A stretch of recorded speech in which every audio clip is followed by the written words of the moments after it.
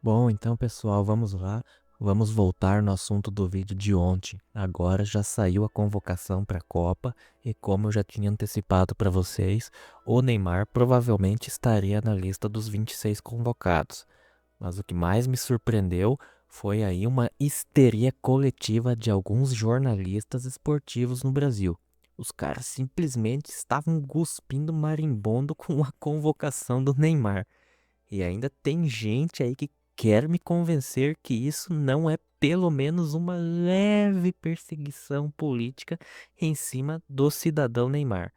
Porque assim, quando foi para torcer pro Wagner Moura lá no Oscar, meses atrás, esses mesmos jornalistas aí fizeram campanha pro povo brasileiro ficar acordado até meia-noite torcendo por aquele filme que, na minha opinião, é uma chatice completa.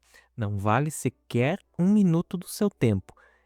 Não que a nossa atual seleção de futebol vale alguma coisa, mas o brasileiro nem liga para entrega de Oscar. Todo mundo sabe disso. Agora te pergunto, por que esses mesmos jornalistas fizeram todo esse auê aí pra gente torcer pelo Wagner Moura? Eu deixo aí na tela. E por que agora eles perseguem a convocação do Neymar? Bom, eu também mostro aqui na tela para vocês. Então assim, tudo nesse país vira torcida política, tudo. E ninguém ao menos tenta entender a fundo essa convocação do Neymar. Que a seleção brasileira já não vem jogando nada faz muito tempo, isso todo mundo sabe. Só que nem tudo que vocês enxergam aí é sobre futebol. Tem muita coisa envolvendo uma Copa do Mundo. São patrocinadores, audiência, tem muito dinheiro envolvido, mas muito mesmo num evento gigante como esse. E o Neymar, querendo ou não, você aceitando ou não, já não é só um jogador de futebol, como eu falei no vídeo de ontem. O Neymar hoje é uma marca global. E eu acho engraçado porque tem gente aí fingindo que isso não pesa numa convocação. Claro que pesa. Uma Copa do Mundo não é só futebol dentro de campo. É mídia, é audiência, marketing, patrocínio, venda de camisa, engajamento, repercussão mundial. É um pacote completo. E outra coisa que muita gente está esquecendo: o Ancelotti, o técnico aí da nossa seleção, já não é nenhum treinador iniciante. Ele é inteligentíssimo. Trabalhou anos só com Cristiano Ronaldo no maior clube do mundo, que é o Real Madrid. E vocês acham mesmo que ele não entende como funciona ego, mídia, pressão, marketing e o peso que um jogador gigantesco carrega dentro de um elenco? É óbvio que entende. O Ancelotti sabe exatamente o tamanho do Neymar para o futebol brasileiro e principalmente aí para a imagem da nossa seleção. Eu acho até que o Ancelotti deve olhar para a seleção brasileira hoje e perceber que falta justamente isso, um protagonista. Porque gostando ou não do Neymar, querendo ou não admitir isso, quando você pensa em futebol brasileiro pro mundo, o primeiro nome que vem na cabeça ainda é o Neymar. E isso influencia tudo. Influencia a imprensa, audiência, patrocinadores, influencia até o clima dentro da própria competição. E aí entra outro detalhe que muita gente finge que não viu. Vários jogadores da própria seleção deram declaração defendendo a convocação do Neymar. Os caras querem o Neymar ali. Isso também pesa muito dentro do elenco. Porque uma coisa é a opinião do jornalista da internet, uma coisa é a minha opinião aqui e dos outros aí na internet. Outra coisa é a opinião dos próprios jogadores que convivem com o Neymar no dia a dia e vão estar lá junto com ele nesses 30 dias de Copa.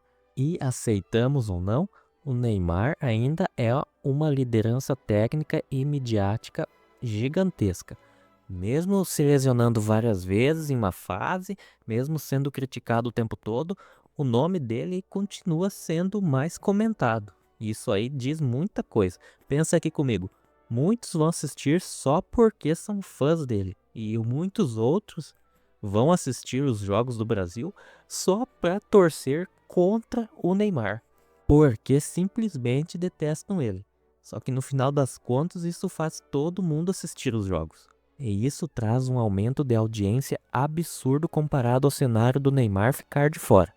E com mais audiência, mais engajamento, a marca Copa do Mundo e principalmente a marca Seleção Brasileira acabam sendo muito mais valorizadas com algo assim. E aí eu vejo o jornalista falando como se a convocação fosse um absurdo inacreditável, sendo que, sinceramente, olhando friamente para tudo isso, faz total sentido para o momento atual aí da seleção. Porque vamos ser honestos aqui também, quem seria esse craque incontestável no lugar do Neymar hoje? Quem é esse jogador brasileiro hoje que entra em campo e mete medo em seleção aí da Europa? Eu, sinceramente, não vejo mais isso faz tempo. A seleção perdeu muito daquela aura que tinha antigamente. E hoje em dia ninguém mais olha para o Brasil como olhava em 2002, 2006 ou até ali em meados de 2010. E talvez justamente por isso o Neymar ainda tenha tanto peso, porque ele foi o último jogador brasileiro que realmente virou um superstar mundial no futebol. E também pensando pelo lado esportivo, o Ancelotti é bem esperto. Levando o Neymar, ele simplesmente tira das próprias costas uma responsabilidade tremenda em caso de fracasso.